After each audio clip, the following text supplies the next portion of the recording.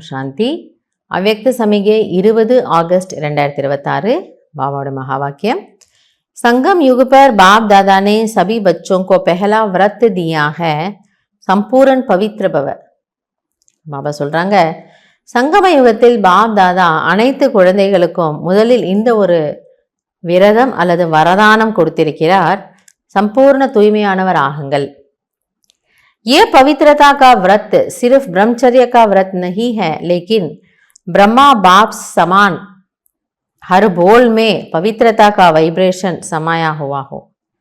இந்த தூய்மைக்கான விரதம் வெறும் பிரம்மச்சரியத்திற்கானது மட்டும் அல்ல, நான் அதை மட்டும் பியூரிட்டி ஃபாலோ பண்ணிட்டேன், நான் சம்பூர்ண பவித்ராத்மா இல்லை, அது வெறும் ஒரு ஃபஸ்ட்டு ஸ்டெப்பு தான். அதுக்கப்புறம் தான் நிறைய வேலையே இருக்குது, எண்ணத்தில், பேச்சில், செயல்களில், சம்பந்தம் தொடர்பில். ஸோ இவ்வளோ வேலை செய்ய வேண்டியிருக்கு. அதில் பாபா எனக்கு முக்கியமாக என்ன சொன்னான்னா, பேச்சில் தூய்மை. பேச்சில் நான் எப்படி இருக்கணும்? பேச்சில் அசுத்தம்னா என்ன? ஒரு தேவையில்லாத ஒரு வீணான வார்த்தையோ, ஒரு துக்கம் கொடுக்கக்கூடிய வார்த்தையோ, அல்லது ஒரு கசப்பான வார்த்தையோ, கடுமையான வார்த்தையோ, இதெல்லாம் அசுத்தம். ஆத்மாவோட நேச்சுரல் நேச்சர் அன்பு, இனிமை, இதெல்லாம். ஸோ அப்படிப்பட்ட உணர்வுகள் கலந்த வார்த்தை சுத்தமானது.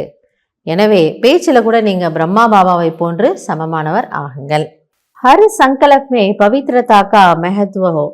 ஸோ உங்களோட ஒவ்வொரு எண்ணத்திலும் கூட நீங்கள் தூய்மையை கொண்டு வாருங்கள்। எண்ணத்தில் அசுத்தம்னா என்னுடைய ஆத்மாவோட இந்த 7 சம்ஸ்காரங்களுக்கு புறம்பானது எல்லாமே அசுத்தம்.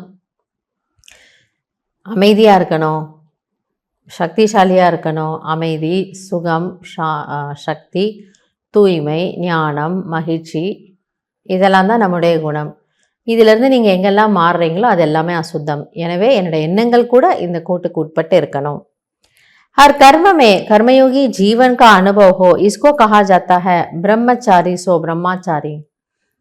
ஆக அதே போன்று ஒவ்வொரு கர்மத்திலும் கர்மயோகி வாழ்க்கையை அனுபவமாகட்டும், இதைத்தான் பிரம்மச்சாரி மற்றும் பிரம்மாச்சாரி என்று சொல்லப்படுகிறது। பிரம்மச்சாரின்னா பியூரிட்டி ஃபாலோ பண்ணுறாங்க, பிரம்மாச்சாரினா பிரம்மாவினுடைய ஆச்சாரியங்களை, பிரம்மா எப்படி இருந்துட்டு போயிருந்தாரோ அது போல இருக்கக்கூடியவர்கள்। ஸோ நம்ம பிரம்மச்சரியம் உலகிய ரீதியில் இருக்கிறோம், ஆனால் பிரம்மாச்சாரின்னா அவரை போன்ற பேச்சு, அவரை போன்ற எண்ணம், அவரை போன்ற செயல்கள், இதை நீங்கள் ஃபாலோ பண்ணுங்கங்கிற. ஸோ அவரை ஃபாலோ பண்ணாலே போதும், அவரை காப்பி அடித்தாலே போதும், அந்த குணாதிசயங்களை நாம் நமக்குள்ளே கொண்டு வந்துடலாம்। நல்லது. ஓம் சாந்தி.